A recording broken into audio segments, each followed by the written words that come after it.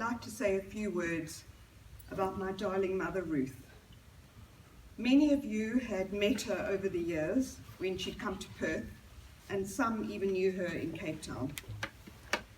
I know you expect me to use flowers as a metaphor for my beautiful mum and her life. So I will pluck the petals and tell you some lovely poems about her. She loved telling us how she first came to love flowers so much. She was ill with scarlet fever, and her mother engaged a nurse, as my granny, Bobba, worked in their family delicatessen grocery store.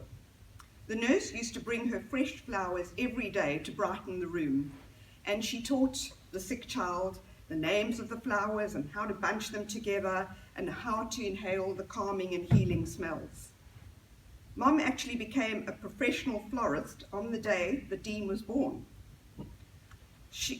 What happened was we tricked her into thinking that Dean would only be born on the Wednesday, because on the Tuesday, which was the day I was going to have him, Mom had her big floristry exam to write.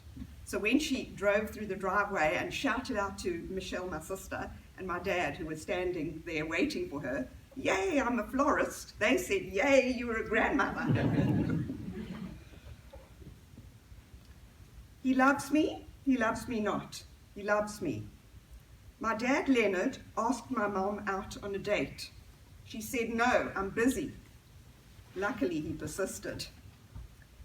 My mom was like the stork, strong, dependable, and supportive of my dad's chess, music, shul activities, and intellectual pursuits. My mom was a superb bridge player. She won lots of competitions. But do you know that she never learned to play chess, and my dad never learned to play bridge? Different flowers make the prettiest bunches. They were happily married for 65 years. My mom was anything but the delicate flower. She was the majestic rose, the happy, positive sunflower, the creative carnation.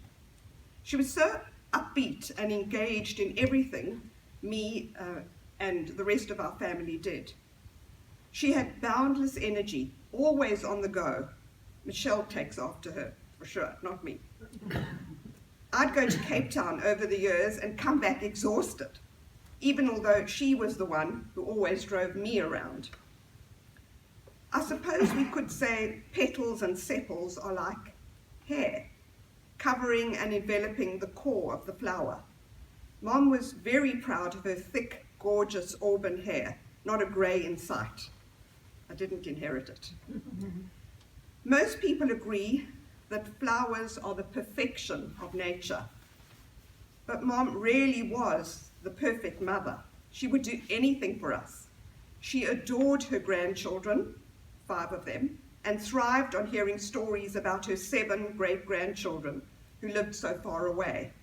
Everything she had to know in detail, just like the tight buds whose petals peel back as the flower opens in the sunlight. They say life is like a flower.